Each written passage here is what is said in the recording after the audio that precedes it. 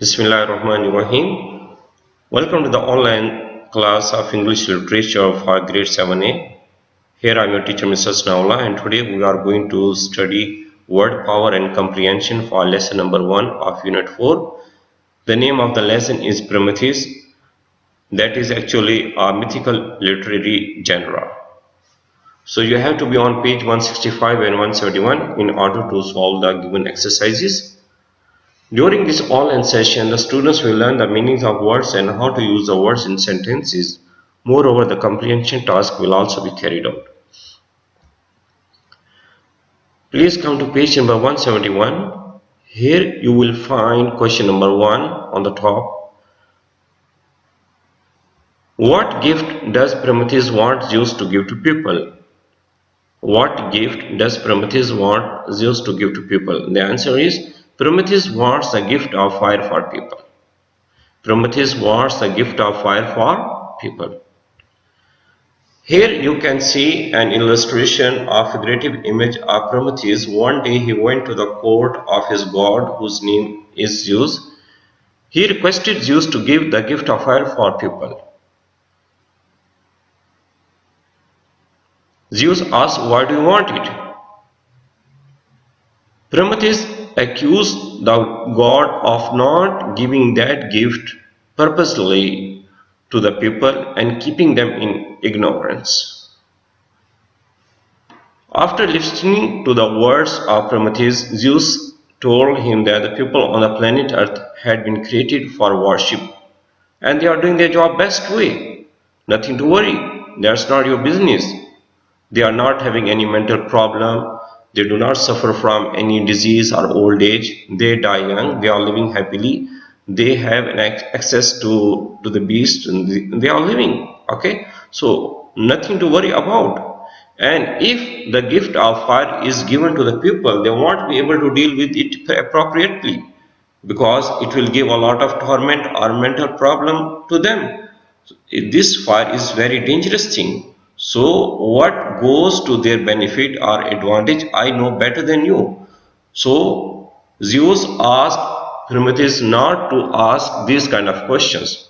Anyhow, after a long interval of discussion, Prometheus was successful in getting the gift, and later he passed on that gift of fire to his countrymen. On page 171 we have another question. How does Zeus punish Prometheus? The answer: Zeus' guards tied Prometheus with chains to a mountain. Later, two vultures were sent to torture Prometheus. Zeus' guards tied Prometheus with chains to a mountain. Later, two vultures were sent to torture Prometheus. Here is another illustration that will make the idea of the question very clear to you. Prometheus has been tied with chains to a mountain. He is unable to escape or get himself free from that trouble. Actually, he broke the promise. He didn't follow the orders of Zeus. In order to inflict a kind of punishment upon Prometheus, Zeus asked his guards to capture Prometheus and tie him with heavy chains to a mountain. Later, two heavy and mighty birds, we call them vultures, were sent to tear at the belly and body of Prometheus. So these birds were constantly giving a torture to Prometheus. So these are the only two question answers for this lesson. Now we will proceed to our words, meanings and sentences. For each word I have written the meaning as well as a sentence here. On page number 165 you will find the first word ignorance, means lack of knowledge. Ignorance is a noun. The relevant adjective is ignorant. A person who doesn't have any wisdom. A person who does not want to get any education. A person who can't differentiate between evil and good is called ignorant. And you can say he is having ignorance. Okay, I have written a sentence here. Only a friendly company with books can keep us away from ignorance. Only a friendly company with books can keep us away from ignorance. Here are three cartoon characters. Their body language will clearly explain the meaning of ignorance to you. One of them is not ready to listen to the truth. The other character is not ready to speak the truth. And the third character has closed his eyes, means he does not want to see the difference between evil and good. So it means all of them are having ignorance. The same way here, you can see the illustration of four images or four characters. They are moving here and there. They are dressed up nicely, but their minds or brains are confused or concealed. Means they are living in our everyday life, but they can't make a difference between good and evil. They are having ignorance. Our number two word is enlighten. Enlighten. Enlighten means to show the truth, to educate someone. Like every teacher in your school enlightens you, he gives you education. Please note down the sentence. We should be thankful to all those who educate and enlighten us. We should be thankful to all those who educate and enlighten us. Here you can see in this photo, our professor is enlightening the student. Means he is giving some education to the student. Our number three word is destiny on page number 165. Destiny means fate. Destiny means fate, F-A-T-E. Destiny word refers to the activities related to your future, which are not in our control, but we can set our future depending upon our everyday work. If we are doing a good job, if we are consistent, if we are dedicated and devoted and sincere in our efforts, surely our destiny means our future will be bright, or otherwise the consequences will be very negative. So here I have written a sentence. Only a consistent struggle can ensure a bright destiny for you.